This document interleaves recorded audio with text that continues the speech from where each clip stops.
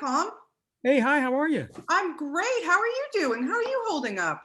Oh, it's COVID. We're coping as best we can. I know. Well, look, I'm just happy because every single time, my friend, I this past year I've been screening so many TV shows and films. You are in almost every single one. What is it about at something when it's brought to you at this point in your career? What is it that kind of says, you know what, I'm going to do this one? How do you decide?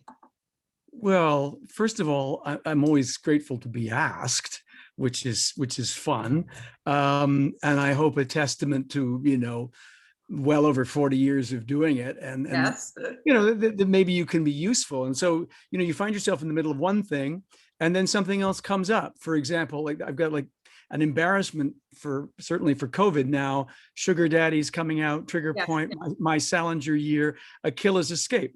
Well, Achilles Escape, which is a terrific film. Yes, I saw Charles it. I Offit. saw it at TIFF. Yeah. All right. Yeah. So how'd that happen? I sit across the table from Charles Officer on the board of Real Canada, which gets Canadian films into Canadian schools, and there's a whole bunch of stuff with New Canadians and National Canadian Film Day, etc. And in the middle of our board meeting, he goes, "You want to work for me for free?" Oh, okay. What do you got? Well, you're a wheelchair bound marijuana grower. I said, "No one will believe that, Charles." He said, "I know, but you're all I can afford." So, you know, it's fun, and you get to meet extraordinary and interesting people. Sugar Daddy was pullulating with woman writer, Yes. star, Yes. director, cinematographer, producers, you name it, everything. And I thought, you know, if you're an old white guy, if somebody can use you, you just say yes, right? Because limited value, shelf life, right? Yeah. So if I can be of some use and learn something, and God knows that I learned something, Yeah. and that's what happens. You show up and hopefully you're with old friends. Trigger Point is Brad Turner. Yes. Brad Turner directed me years ago. In fact, I just glanced up at my wall and there is a beautiful frame in a panoramic shot of me in Washington that Brad took while he was directing me there in 24. And it Wow. turned out, I'm going to take it off the wall because it's actually extraordinary. Because as I say, working with old friends. But the reason I framed it is it's the 24th frame of Yeah. this wide lux, and that's me as the Wow. first gentleman. Can you see that? Yeah, Yeah, I there, can see it. It's amazing. frame 24. And Wow. so it was like super cool. So when you get to work with old friends who say, "Listen, I've been thinking of you," and indeed Brad reached out and said, "I'd love to work with you on this, but you're busy at Stratford, doing the 2020 season of Stratford," Yeah, and then we weren't anymore. that's And right. so months later, he came back and said, "I still want to do the picture and I'd still like you to do it." And then brought old friends, Yeah. Carlo Rota, Nazneen Contractor, all these, 24 folks who knew what he wanted to do and were only too delighted to help him. Well, it's That's funny that you say that because one of my questions was going to be, when you knew that Brad was going to be directing this, I mean, look at that guy's pedigree. I mean, his career, his resume is, Homeland 24, exactly, all these actiony type things. And then again, as you say, you've worked with him. You got to know when you're presented this script for Trigger Point. Yeah, he knows what he's doing. Yeah. And it's going to be very efficiently done and Yeah. very effectively done. And because he's so experienced with TV, when it comes to doing something slightly more cinematic, he knows exactly where he wants to indulge himself. I want beautiful countryside. I want to tell the story with geography, with light. Yeah. And for me, I mean, I love cameras and I love cinematography. And I know that our job as actors is really just to be a part of the narrative, right? You're just one element. And if you get lighting, I'm a method actor. My method is to stand where the light is prettiest, because I know that's half the job, right? You take this face, obscure it, half shadow. I look like I'm thinking. And I go, "Thank you. That's awesome." Right. Yeah. So, it's a great collaborative effort. And when, I don't know if you knew where this was shot, but in fact, Yeah, well, Bayfield. I mean, I've never been there, but I have to tell you, I mean, obviously, no one has been anywhere in the last year. I'm going to take a drive out there. That was a beautiful little city. I oh yeah, never it's knew about it. gorgeous. And it's lousy with art galleries. Up until recently, Brad ran one of them Yeah, because he lived there part-time. He grew that's up. right. And so Yeah, he knows the place like a back of his hand. And so he used all of the elements that he knew were right there on his doorstep. And they Beautiful. looked magnificent and universal. And we caught the light. We were so lucky. Yeah. And that was because he was prepared. He had all the stuff laid on. He had done actually days. He and his wife, producer Jessica, had done days of pre-production. Yeah. So they'd stolen some shots, right? They'd just taken advantage of drives through the countryside when the light was perfect and you didn't have to wait for 100 people to agree with you. Right. And so, it's just that kind of taking advantage and knowing who to pick. I feel very proud and privileged to have been part of the team he picked, because he's relying on you to be very ready, to be professional, and to set exactly the tone he wants. And so that if you can knock it out of the park for him in 1 or 2 takes, that means you save time, you save money, and you have a riot doing it. Yeah. So it's a real blessing. And certainly during COVID, it was There's this remarkable. gorgeous shot when you and Barry are on that deck. The pier. Oh yeah. Oh God. Oh yeah. I mean, and he was just behind the camera. Brad said, "Okay, cue the sunset, cue the cloud formations, higher winds, please. I'd like the waves a little rougher to show more of the drama of their souls in this meeting. Yeah, please. Could it crash and could Colm get a little bit wet? Dad put his cigarette out. That would be cool." And you're there. You know how happy he is. The cinematographer is just delirious with glee. So it's up to you not to screw it up. Yeah. And I really like that. I like that challenge going, okay, will I remember my lines? Is it too cold? Is my nose running? Are my eyes running? Okay, hang on. Ready, go. All right. And then at the end of the day, you think, I've earned the beer and I'm not giving back the money. Yeah, absolutely. Absolutely. I saw that shot. Everybody was so excited because they were all taking pictures with their phones. They said, "You guys have no idea how good this looks." It really, that shot, I mean, there's a lot of beauty in this film, but there that really shot is. just really, my mouth dropped and I wrote it down. I go, I am taking a drive to this city. There's no question about it. What beautiful country we have. You know that. We have such a beautiful country. Right next door, right? I mean, I'm sure the people of Bayfield don't want all of us invading, but my wife came up to visit the set safely at a distance, wearing a mask. And because we did essentially taken over the whole town, she walked up and down, went, "These are galleries. This is art. Yeah. Open the cart. We're buying art." And so whatever I was paid by Brad went straight back into the community. I went, "Honey, we're supposed to take the money home." But instead we brought home art. And indeed, we were looking out the backyard at this beautiful stuff. And she said, "We're going back to Bayfield today." I said, "They're not open. Mercifully, they're not open today." It's beautiful. I have to say, look, you in your career, you have been blessed with some really amazing co-stars, friends, people you've worked with over the years. It's extraordinary to me. Working with Barry Pepper, another great Canadian actor. What a good guy. I hadn't seen him in a while, and it was nice to see him in this. You know what? I think Barry is very selective. I think he's been very smart with his career. He does what interests him. And I think it's a real testament to Brad's ability to charm that he drew Barry out from the idyllic setting where he lives in BC, I believe. Yeah. And said, "Listen, this could be fun. And maybe it has a life. You never know what the stories, how they're going to develop." And he's such a lovely guy. But the thing that strikes you first is the way he works. He's absolutely meticulously prepared. Mm-hmm. And I don't know if you've seen the film yet. Oh yeah, no, I have. Yeah. There was some winter stuff. When I said I'm a method actor, I stand where the light is best. I do this in a Canada Goose with mucklucks, mittens, and hot shots. When you shoot in Canada, it's cold. Oh yeah. There's a scene in this where I had to be somehow present. And Barry, one of his first days, was being tortured. Yeah. Waterboarded, to be precise, in jeans and a t-shirt, barefoot, bareheaded, bare-chested. Yeah. I'm standing in the coat now, starting to feel really guilty as people throw buckets of water at him. And then he wakes up, he rises like Lazarus from the dead on this stupid plank where these stunt guys are holding him down, tied up, shoving water up his nose, and goes, "Yeah, you should do a bit more of that. Okay. So just, I think I spluttered on that. I don't want to just try it again. Try it again. Throw another bucket at me."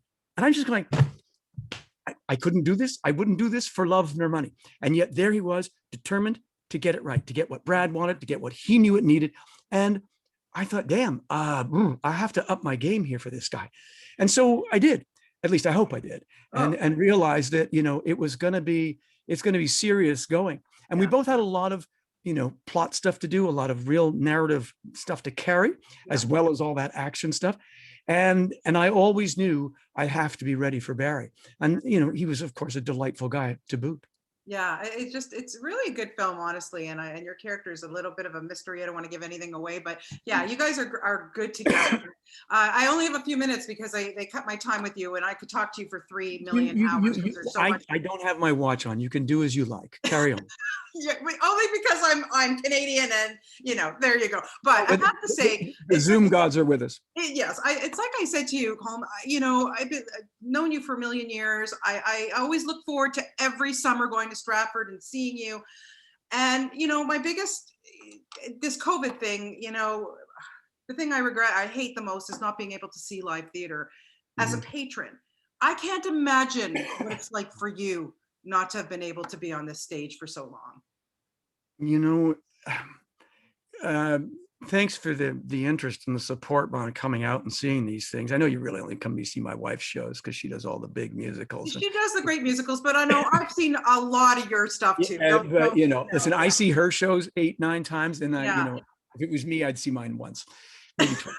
I can't get the kids to see mine more than the opening night when they get a free ticket, but hers a dozen times. Yeah. No, it's funny, over the course of this period, I'll be really brutally frank with you. In the first few months, I thought, okay, we'll be back. And if anything, we'll be back. My wife was doing a production of Chicago, which was nearly ready to go. Yeah. I was doing Richard III to open the $100 million Tom Patterson Theater. And we were very focused and very ready. I'd been preparing for a year and a half to do the show. And so when it stopped, I thought, okay, I'll stay ready and I'll keep doing this. And I'll stay focused on the lines, on the story, on the other actors. We'll stay connected. And we did some of that. Yeah. But as the months went by and we got further and further isolated, I started to think, this isn't happening. Yeah. This isn't happening now, and it's not happening soon. And I don't see any purpose in doing the kinds of shows that Donna and I do, that require people to actually be in the building with you, as being any fun until such time as we return to whatever normal is now. Yeah. That is to say, full houses. We had sold, unfortunately, we had a crystal ball. We'd sold tickets to Richard. We were packed. I know. Chicago was packed. That's the way to see these shows, in intimate spaces, sharing this community experience with your friends and neighbors. And that's what we wanted to do for you. And now, fully a year later, I have to admit to being slightly bummed.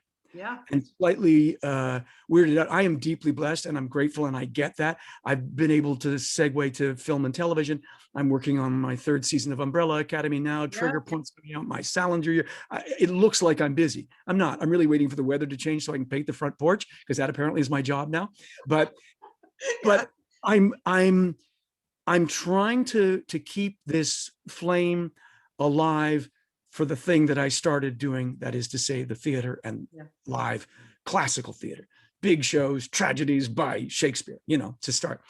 And I live in hope. I'm surrounded, you can't see it, but all of my computers are on stacks of Shakespeare's, Richard III's, study books, folios, everything. I'm staying connected, but I'm kind of wondering why. Yeah. And the festival themselves are getting together this year. They've promised to do some kind of season in a sort of tent canopy thing for 100 people, but none of that involves me, because that's, it's not something I would be of any use to them doing. I wish them well, but hard. It's so sad. I hope, it was. So one thing I look forward to every summer is going to Stratford and Shaw and just, and so I was wondering, from your point of view, somebody who has given us so many great performances, it's got to be tough. And as you say, yes, you're lucky. You're getting a lot of film and TV, but it's just not the same for somebody like you who loves to be on the stage. Well, the other thing that, one has to acknowledge, and I always have, is that the classical theater is the foundation for all the other things that I do.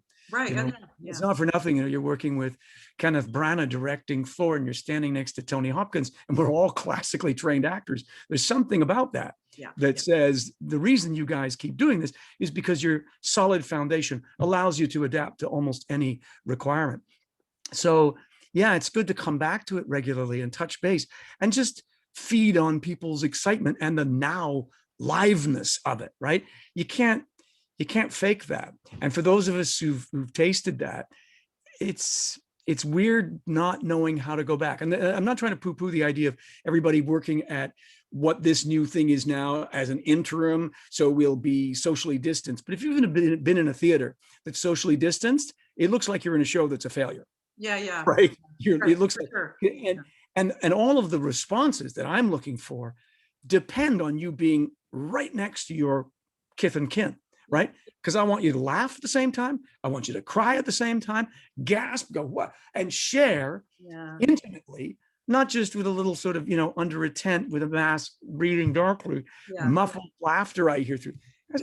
That just doesn't work for me. And maybe that makes me shallow. I'm okay with that. No, not at all. Not you. Listen, you shallow. Hello. Look, like I say, I know there's other people I think are waiting to talk to you, but it's always such a pleasure. There's nobody waiting to talk to me. Okay, because I can keep going. No, because I honestly, and I gotta make a shout out to the show For All Mankind, my new favorite show. It is, you are awesome in that, and what a brilliant series. You're so kind. So I got just a bit of a laugh. I get to For All Mankind, where I play Werner von Braun. Yes. He actually is a rocket scientist. Yes. So I can say not only have I played brain surgeons, but rocket science. Rocket scientist, yeah. And he may or may not be a Nazi. I don't know. Maybe, I don't know. And so okay, the brilliant Saul Rubinek, the extraordinary Saul Rubinek, and I doing that. So I'm going on to the writers of For All Mankind, going, hey guys, I've just finished this Umbrella Academy, and you won't believe it. It's so beautifully written. There's one, episode 7, that is just unspeakably cool. It's me and Robert Sheehan, the actor who plays my son Klaus, and we're in a shaving thing, and it's next to this, that's the best thing I've been in recently. They said, yeah, we know, we wrote that too. What? And the world suddenly got tiny small. And of course, they had written the first season of Umbrella. They'd worked for Steve Blackman, our producer showrunner, who had done Fargo and Altered Carbon. And then they pitched For All Mankind to Apple, and they thought they'd get a pilot. Wow. And they didn't. They got a full series order, and they had to go back to see, what do we do? He said, you bail and you go and do your own show. I'll carry on with this one. So I'm thinking, I can stick close to these guys. Whatever they want to do and they want to call me. I had a really good time, and I think it's a really cool show. Oh, it's I honestly, I binged it all, like both seasons, and it's just, it's. And I got to get even with Joel Kinnaman, because of course we had done House of Cards. You're right. That's right. We'd done House of Cards, and he'd been the terrible candidate for president, and I was to be vice president. Yes. And so all of the misery that was House of Cards, I put into one look in For All Mankind, going, you'll never go to space. I love it. Oh my God. It's always so great to talk to you. Just please keep up the good work. And I just, Sugar Daddy, I couldn't even believe your performance in that. I just spoke to Kelly last week, and she's amazing. Loved working with you on that. She loved it. And it's good. You as a sugar daddy. Go figure, huh? Who knew? I had to run it past my daughter first. Your daughter. And what about your wife? She hasn't seen it. Oh God. Okay. It gets interesting halfway through that. Well, no, because my daughter saw it because I wanted to see what a 24-year-old woman would really think. Yes. And my wife hasn't seen it because I'm having sex with someone else. But as I said, it's only pretending. She said, exactly. Yeah. With you, same diff. Honey.